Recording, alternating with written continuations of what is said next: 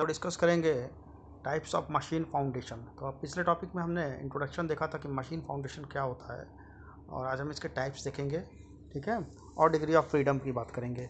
तो machine foundation are special types of foundation required for machine tools and heavy equipments. This foundation are design considering the shocks and vibration, it's mean dynamic forces. तो जब भी आप देखे होंगे कि बहुत सारी जगहों पे हम यूज़ करते हैं डायनामिक फोर्सेज जब आते हैं, ठीक है, तो डायनामिक फोर्सेज को रजिस्ट करने के लिए हम इस टाइप्स के फाउंडेशंस का डिज़ाइन करते हैं। तो सबसे पहले आता है block type machine foundation. Block type machine foundation में क्या है कि this types of foundation consist of A pedestal resting on A footing has a large mass and A small natural frequency. तो ब्लॉक टाइप फाउंडेशन क्या है कि हम जहाँ पे मशीन का वेट बहुत ज़्यादा होता है बट फ्रीक्वेंसी जो होती है वो कम होती है, ठीक है, जो वाइब्रेशन हो रहा होता है उस समय फ्रीक्वेंसी जो कम होती है, वहाँ पे हम block type machine foundation use करते हैं। ये सबसे ज़्यादा यूज़ होता है, ठीक है, और most of the world wise अगर आप देखेंगे तो ये ब्लॉक टाइप मशीन फाउंडेशन आपको दिखाई देगा। फिर आता है box type foundation. Box type foundation में क्या करते हैं हम कि जो सेंटर पार्ट है इसमें, वहाँ पे कंक्रीट की क्वांटिटी को कम कर देते हैं और यहाँ पे वैक्यूम क्रिएट कर देते हैं। वैक्यूम में या इस पोर्शन को हम हॉलो रखते हैं, इसलिए इसको हम हॉलो कंक्रीट ब्लॉक भी बोलते हैं, ठीक है। तो जैसे हॉलो करने से क्या होता है, जो फाउंडेशन का वेट है वो ऑटोमेटिकली क्या होगा, रिड्यूस हो जाता है यहाँ पे, ठीक है। The mass of this foundation is less than block type foundation due to hollow portion, ठीक है। नेचुरल फ्रिक्वेंसी जो होती है वो इस कंडीशन में ज़्यादा होती है। फिर आता है हमारा वॉल टाइप फाउंडेशन, ठीक है। A wall type of foundation consist of a pair of wall having a top slab. तो इसमें क्या है, दोनों तरफ में से हम वॉल ऐड करते हैं और टॉप पोर्शन पे हम जो है वो हम एक आरसीसी स्लैब जो है कंस्ट्रक्ट करते हैं, और इसी आरसीसी पोर्शन के ऊपर जो है हम मशीन को रेस्ट करते हैं, जो भी हमारी मशीन होगी, ठीक है। वो कौन कौन सी मशीन होगी, क्या होगा, इसके बारे में भी हम आगे डिस्कस करेंगे, ठीक है। उसके बाद आता है फ्रेम टाइप फाउंडेशन। तो इसमें जहाँ पे हमने आप देखे होंगे फिगर में, जहाँ पे वॉल हमने क्रिएट किया था, इसकी जगह पे हम कॉलम क्रिएट करते हैं, ठीक है, और फिर उसके ऊपर एक स्लैब फॉर्म करते हैं और उसके ऊपर जो है हम मशीन को रेस्ट कराते हैं। अब आती है कि भाई अकॉर्डिंग टू फाउंडेशन जो है वो किस किस मशीन्स के लिए क्या क्या डिज़ाइनिंग करेंगे, हम इस पर भी बात कर देंगे। तो सबसे पहले आती है रेसिप्रोकेटिंग मशीन। तीन कैटेगरी डिवाइड की गई है मशीन के लिए। फर्स्ट है रेसिप्रोकेटिंग मशीन, दूसरा है इम्पैक्ट टाइप मशीन, और तीसरा है रोटेटिंग मशीन।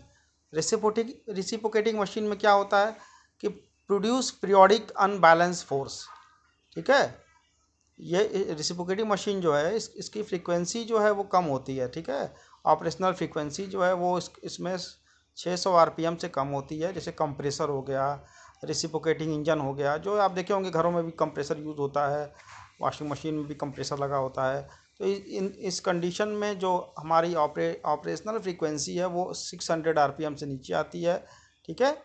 और इसी आरपीएम को हम क्या कर बाद में साइकिल पर सेकंड में कन्वर्ट कर देते हैं। फिर आता है impact type machine.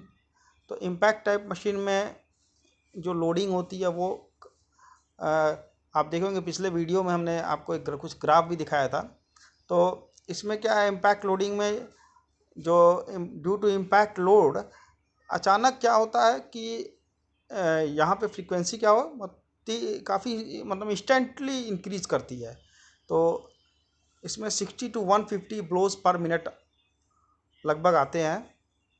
Number of blows हम काउंट करते हैं कि कितना हो रहा है। तो impact load attains peak value in a very short time and then die out. अचानक वो पूरा ख़त्म हो जाता है, काफ़ी हाई होता है, फिर अचानक लो हो जाता है। फिर आता है रोटेटिंग मशीन। तो high speed machine like turbo generator आप देखे होंगे पावर प्लांट में यूज़ होता है रोटेटिंग मशीन में, ठीक है।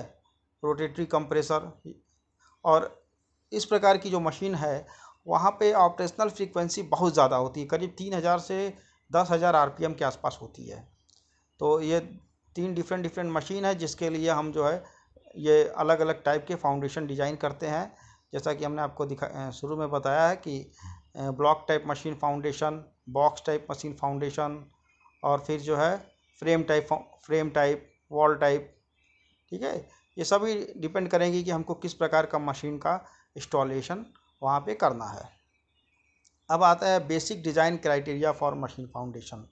ठीक है, तो क्या क्राइटेरिया है, कैसे डिसाइड करते हैं।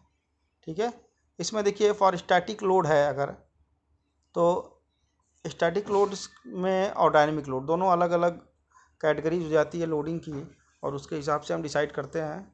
ठीक है, तो सबसे पहले हम स्टैटिक लोड के लिए नो शेयर और बेयरिंग कैपेसिटी फेल्योर, इसके लिए चेक करते हैं स्टैटिक लोड में। ठीक है ना, और नो एक्सेसिव सेटलमेंट, कोई बहुत ज़्यादा सेटलमेंट ना हो, इसके लिए भी चेक करते हैं। ठीक है, तो ये दो प्रकार के चेक इसमें आते हैं। बेयरिंग कैपेसिटी के लिए जो भी हमारे फैक्टर ऑफ सेफ्टी है वो सभी लगाते हैं स्टैटिक लोड के लिए। ठीक है, और उसके बाद आता है हमारा डायनेमिक लोड। स्टैटिक लोड की चूँकि हमें यहाँ बहुत ज़्यादा ज़रूरत नहीं है, हमें डायनेमिक लोड की बात कर रहे हैं। तो डायनेमिक लोड के लिए सबसे पहली कंडीशंस आती है no resonance. No resonance conditions का मतलब क्या है, इस कंडीशंस में ऑपरेशनल फ्रीक्वेंसी और नेचुरल फ्रीक्वेंसी कभी मैच नहीं करेगी, शुड नॉट मैच। और दूसरा पॉइंट आएगा amplitude must not exceed the permissible limit, तो एम्पलीट्यूड भी परमिसिबल लिमिट से ज़्यादा नहीं होगा। ठीक है, तो जब भी आपके अंदर किसी भी फाउंडेशंस के अंदर जब आप डिज़ाइन कर रहे हैं और डायनेमिक लोडिंग होगी, ठीक है ना, तो नो रेजोनेंस का मतलब क्या है, अगर नो रेजोनेंस कंडीशंस आ रही है मतलब क्या हो रहा है, वहाँ पे एक्सेसिव सेटलमेंट और एक्सेसिव डिफ्लेक्शन, ये दोनों चीज़ें आपको वहाँ पे दिखाई देंगी। ठीक है, क्यों दिखाई देंगी, क्योंकि ऑपरेशनल फ्रीक्वेंसी कभी भी नेचुरल फ्रीक्वेंसी के साथ जो है मैच नहीं करेगा। ठीक है ना, इस चीज़ों को हमने देखिए अलग अलग फाउंडेशन दिखाया है। अब एक बहुत इंपॉर्टेंट टर्म इसमें आता है कि डिग्री ऑफ फ्रीडम क्या है फॉर मशीन फाउंडेशन के लिए। Degree of freedom for machine foundation, जैसे यहाँ पे हमने देखिए एक एग्जांपल लिया है ब्लॉक टाइप फाउंडेशन का, हमने फिगर दिखाया है, 3 डायमेंशनल फिगर है। तो डिग्री ऑफ फ्रीडम से इससे क्या मतलब है, इसको भी समझते हैं हम आप लोग अभी। तो सबसे पहले now what are the different types of motion that machine foundation can be subjected to, it's means degree of freedom. तो देखिए हमने नीचे लिखा है it is a 3 dimensional body so it can have 6 degree of freedom. 3 dimensional body में 6 degree of freedom होंगे। ठीक है, 3 ट्रांसलेशनल होंगे और 3 रोटेशनल होंगे। तो अब देखिए अलग अलग, पहले हमने देखिए यहाँ पर एक्स एक्सिस, वाई एक्सिस और जेड एक्सिस, 3 एक्सिस दिखाया है।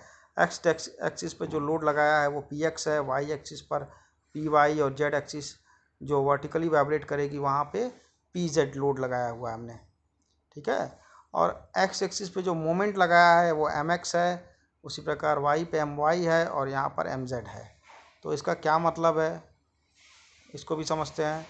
तो देखिए वर्टिकल वाइब्रेशन फॉर मशीन, अगर मशीन वर्टिकली वाइब्रेट करेगी यानी कि जेड एक्सिस के along, in this condition dynamic load that is vertically applied, वो वर्टिकली एक्ट कर रहा होगा, और जो मोशन हो रहा होगा मशीन में वो वर्टिकल वाइब्रेशन हो रहा होगा। उसके बाद देखिए पी एक्स डायरेक्शन में अगर मूव कर रहा है, तो देखिए हमने यहाँ पर नीचे मेंशन किया है when the machine foundation vibrate in this direction it is subjected to P X, it is called sliding vibration, इसको स्लाइडिंग वाइब्रेशन बोलते हैं। देखिए जब मशीन जो है एक्स डायरेक्शन में मूव कर रही होगी, ठीक है ना, और उसी प्रकार अगर वाई डायरेक्शन में मूव कर रही होगी तो उसको बोलते हैं लॉन्गिट्यूडनल वाइब्रेशन। उसी प्रकार यहाँ पे मोमेंट भी ये 3 अलग अलग कैटेगरी में है, एम एक्स, एम वाई और एम जेड। एम एक्स माने पिचिंग मोड, एम वाई माने रॉकिंग मोड, और एम जेड हो रहा है it's called yawing mode. Thank you.